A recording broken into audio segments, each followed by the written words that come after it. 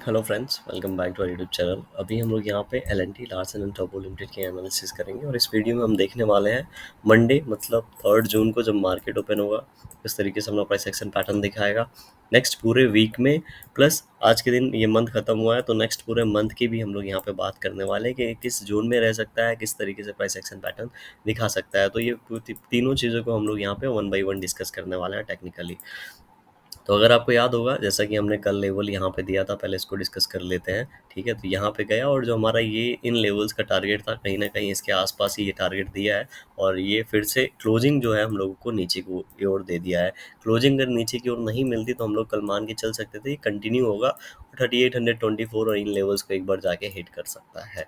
Closing नीचे आ गई है इसीलिए थोड़ा सा ये कंफ्यूजिंग है। मतलब यहाँ पे सेलर्स बैठे और इसको सेल करके नीचे ला दिए हैं और यहाँ पे एक रेंज बना के रखा है। ठीक है, इस रेंज का 1:1 दिया है, फिर से इसी जोन में आ गया है तो थोड़ा सा हम लोग को फिर से संभल के चलना होगा। अब हम लोग weekly time directly monthly time frame पे चलते हैं। मंथली टाइम फ्रेम का कैंडल देख के आपको कुछ यहाँ पे आइडिया लग रहा होगा कि इस मंथ में कैसा सिनारियो है और नेक्स्ट लास्ट मंथ में कैसा सिनारियो था।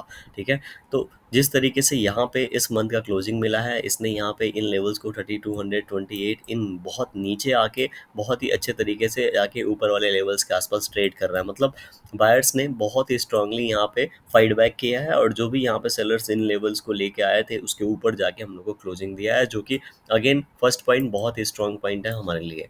थर्ड, यहाँ से ऑल टाइम हाई कितना है 3869, मतलब यहाँ से जिस लेवल के आसपास ट्रेड कर रहा है ऑलमोस्ट 200 पॉइंट्स अवे है। ठीक है, 200 पॉइंट्स अवे अगर मंथली टाइम फ्रेम के हिसाब से देखेंगे तो अगर इन लेवल्स के आसपास किसी ने एंट्री ले रखी है, ठीक है, तो उसको अभी डरने की ज़रूरत नहीं है क्योंकि उनका एसएल तो इन लेवल्स के पास होगा और ये बहुत ही अच्छे प्रॉफिट में ऑलरेडी होंगे। तो वो क्या कर सकते हैं, वेट एंड वॉच कर सकते हैं। ऑल टाइम हाई जब ब्रेक होगा तो हम लोग को ऊपर के टारगेट मिलेंगे।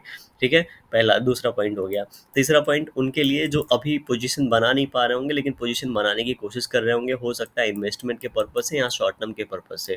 तो अगर मंथली टाइम फ्रेम पे हम कैंडल देखते हैं तो एक बात हम लोग मान के चल सकते हैं कि अगर ये मंथली टाइम फ्रेम पे ऑल टाइम हाई देता है, जो कि यहाँ पे 4-5 मंथ यहाँ पे रुक चुका है, एक रेंज बना चुका है, तो इस रेंज को अगर हम लोग ऊपर की ओर प्लॉट करेंगे तो 4200 तक का टारगेट निकल के आएगा, 4300 तक का टारगेट निकल के आएगा। समझ रहे हैं?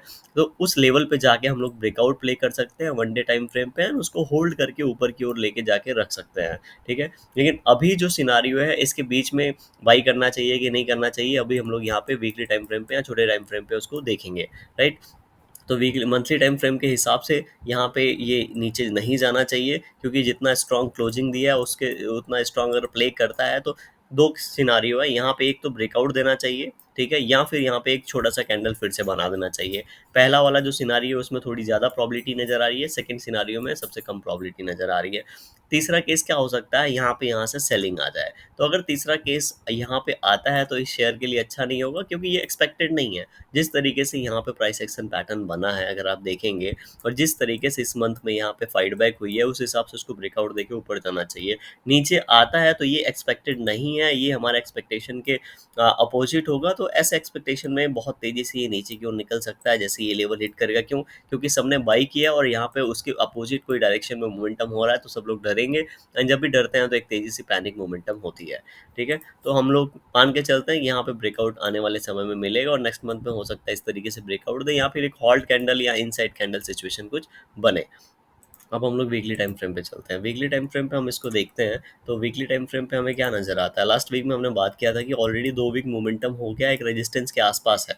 लास्ट वीक का जब आप फ्राइडे का वीडियो देखेंगे तो आपको आइडिया लग जाएगा। राइट, तो यहाँ पे ऑलरेडी एक ब्रेकआउट के आसपास है और यहाँ पे प्राइस एक्शन पैटर्न कुछ इस तरीके से बना था। तो मैंने आपको बोला था कि अगर यहाँ पे थोड़ा नीचे आके इस तरीके से ब्रेकआउट देता है तो ये head and shoulder price action pattern है, ये सभी को नज़र आ रहा होगा। तो हम लोग इसको ऊपर प्लॉट करके एक अच्छा टारगेट निकाल सकते हैं और देख सकते हैं। लेकिन अभी जो भी एक्सपेक्टेड प्राइस एक्शन पैटर्न था अभी तक नहीं बना है। ठीक है, अभी तक वो प्राइस एक्शन पैटर्न नहीं बना है। तो थोड़ा सा अगेन नेक्स्ट वीक में अगर नीचे की ओर आ जाता है और ये फिर ब्रेकआउट देता है तो टेक्निकली ये जो प्राइस एक्शन पैटर्न था ये इधर बन जाएगा और हम लोग एक एक्सपेक्ट कर सकते हैं कि थोड़ा सा फिर ये ऊपर की ओर निकलेगा और अच्छा टारगेट हम लोग को देके जाएगा। ये होगा पहला मोमेंटम। दूसरी मोमेंटम, पहली दूसरी बात यहाँ पे वीकली टाइम फ्रेम पे ये होगी कि एक वीक ऑलरेडी यहाँ पे हॉल्ट कर चुका है इतना मोमेंटम के बाद।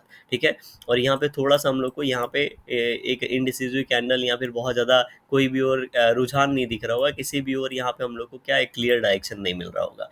तो ऑल टाइम हाई यहाँ से कितना पॉइंट दूर है, जैसा कि हमने बात किया था, इस हाई से देखा जाए आज के हाई से, तो ऑल ऑल टाइम हाई यहाँ पे 100 रुपीज़ दूर है।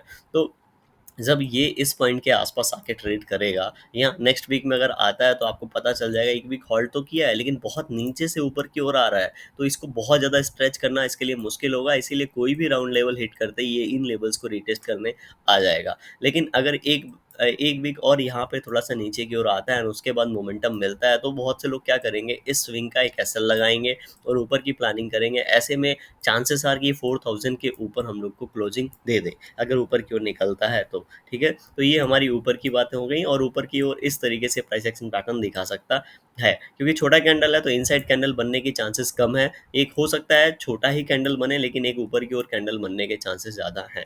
अब हम लोग नीचे की बात करेंगे, तो यहाँ पे जिस तरीके से ये प्राइस एक्शन पैटर्न इस तरीके से बन रहा था, ये ऑल टाइम हाई लगा है। तो बहुत बार ऐसा देखा गया है कि यहाँ से ऊपर की ओर जाने की कोशिश किया, लेकिन इन्हीं लेवल से सेलिंग आ जाता है और ये इस तरीके के चैनल पैटर्न में फंस जाता है।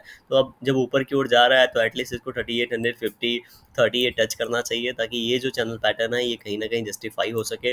और जब ये अपना लो ब्रेक करेगा, अगर नेक्स्ट वीक में ही अपना लो ब्रेक करता है, तो हम लोग को एक थोड़ा सा सेलिंग देखने को मिल सकता है। और ये सेलिंग इसको कहाँ तक लेके जाएगा, तो 3495, मतलब 35 के आसपास, 3500 के आसपास इसको लेके जा सकता है। और यहाँ पे बायर्स सेलर्स में ये जो 3550 रुपीज़ का रेंज है, इसके बीच में फिर से फाइट होगी एंड डिसाइड होगा कि ये किस जोन में जाएगा। अगर इसको यहाँ से बाउंस बैक देना है, तो इन दोनों पॉइंट को हम लोग मैच करके रखेंगे। ये ट्रेंड लाइन होगा, ब्रेकआउट होगा तो एक मोमेंटम मिलेगा। अदरवाइज इन पॉइंट्स अगर रिजेक्शन मिलता है, तो हम लोग मान के चलेंगे कि आने वाले समय में ये इन लेवल्स को रिटेस्ट करने वाला है। तो प्राइस एक्शन के ऊपर पूरा का पूरा डिपेंड करता है किस तरीके से आगे एक्शन करेगा। तो मैंने 2-3 प्राइस एक्शन पैटर्न जो भी पॉसिबल दिख रहा है यहाँ पे आपको ऑलरेडी शेयर कर दिया। अब वन डे टाइम फ्रेम पे आ गए हम लोग। वन डे टाइम फ्रेम पे हम लोगों को क्या दिख रहा है, किसी को भी क्या नजर आएगा, यहाँ से रैली किया, यहाँ रुका, फिर यहाँ से रैली किया, 4-5 दिन रुका।